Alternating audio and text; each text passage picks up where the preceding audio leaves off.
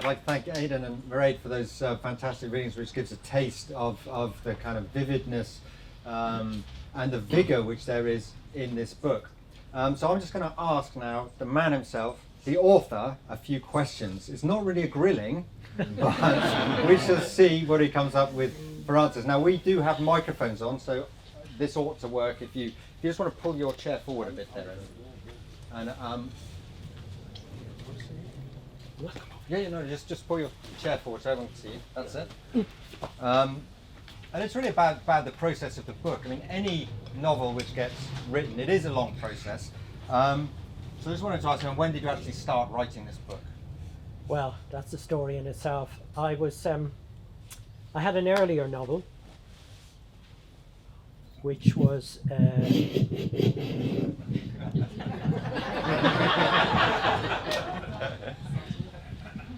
It's amazing. That's how these little microphones work. I had an earlier novel which was called Foolish Dream, which I couldn't find a publisher for. For a little while I had an agent and he liked it.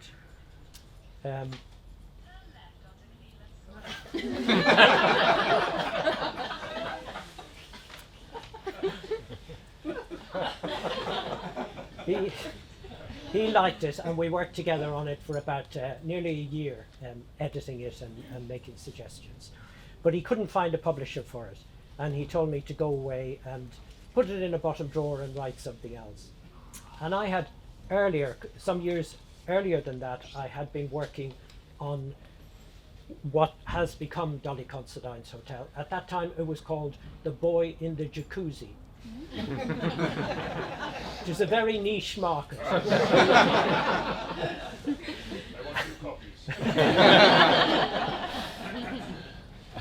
And I was working 4 days a week. I had 1 day a week where I had a day off. So I tried to do a course at the City Lit here in London. And the only course they had available was called a writer's block course. So it was for people who were blocked. So I went along with my first 3 chapters, and I think in the second week or something, I read the first chapter.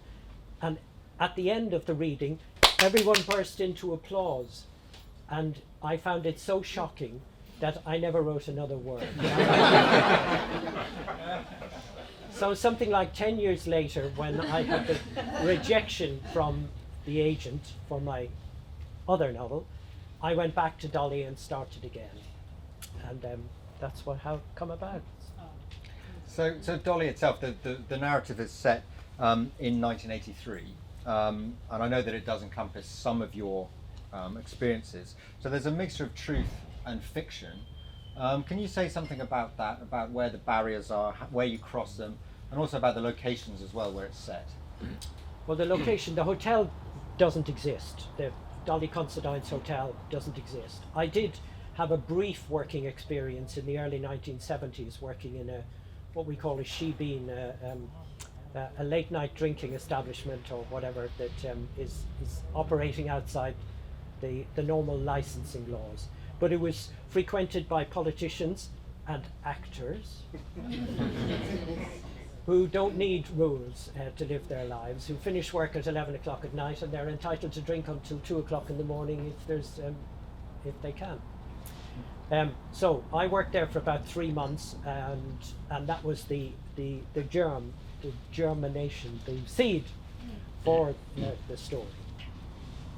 The early 1980s was a peculiar time in Ireland. It was we were going through a recession. I was made redundant. I had become involved with the gay rights movement in Ireland, and I was just coming. 83, I was coming to the end of my 3-year tenure as spokesperson for the National Gay Federation in Ireland. And the pro-life amendment, so right-wing money and Catholics, American Catholics were sponsoring this anti-abortion, making sure that the Constitution was changed in order to prohibit ever the possibility of abortion in Ireland. It was illegal already, but they wanted to have it in the Constitution. So that was I just wanted to set it there. I was involved in the, not directly in the movement, but I was certainly influenced by what was happening at the time, and I wanted to set it in that time. And it's very resonant of that time. But although the book is called Dolly Considine's Hotel, would you agree that in fact it's mainly about Julian, who's the central character? It's called Dolly Considine's Hotel. What did I say? So, yes, you're absolutely right. But the hotel is a character as well. I think maybe a slightly bigger character than Dolly is. No, that's not fair. I think both Dolly and Julian are facilitators. They enable people, and they enable their stories, the stories to be told. Dolly is enabling people to have a late night drink, and she pervades the whole story really and facilitates it. But I completely accept what you say. It is more about Julian, but there are several women characters in it. I like writing women characters, and the end is which you wouldn't have seen in the earlier version, is all from Dolly's point of view. Yeah. And we heard in the readings as well how the women characters come alive in the book. Slightly more to do with the publishing side of it, is that the novel was published because enough people bought advance copies of the book before it came out. And the way that works is a new publishing model where it's kind of crowd-funded, enough people make donations to cover the costs to allow for the publication. And I was just wondering how that was as an experience for you. Well, it was exhausting. As you can see, I'm not a very outgoing person. I don't like talking or engaging with people. So I had to put myself out there, and sometimes I felt I was badgering people to subscribe to the novel and reminding them, and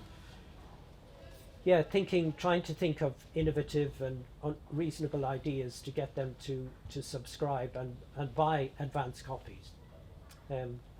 So it was but nowadays most debut novelists, debut writers get, even with fairly big publishers, get a marketing budget of about £1,000, is what I'm told.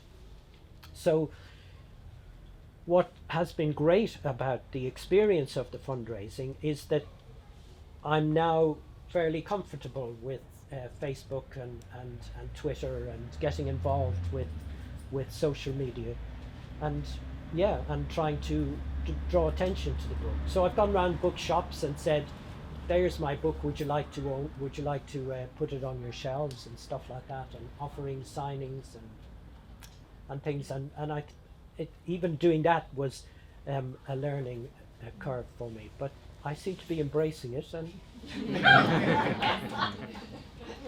adjusting. But it is fantastic to be here as part of that process, to celebrate the publication of this novel, and I hope we're going to carry on celebrating it in a moment after I've left you the stage for the final word. Just to say there is some wine on the table to the right, and there are books to buy on the table to the left, and Eamon will be signing the books. He will sit somewhere and be stationary for a little while after we stop talking. But any book, and in fact any book launch, does require the help of others. I just want to thank Eamon for a fantastic evening, putting everything together, and just leave the last word to him. Well, I need to thank Tomas, who has stood by me all these years and put up with me.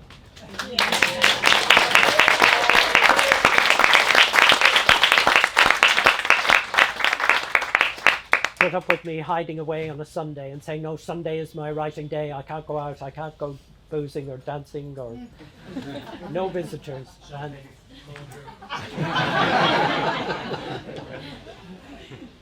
obviously, I want to thank Unbound for taking me on. It's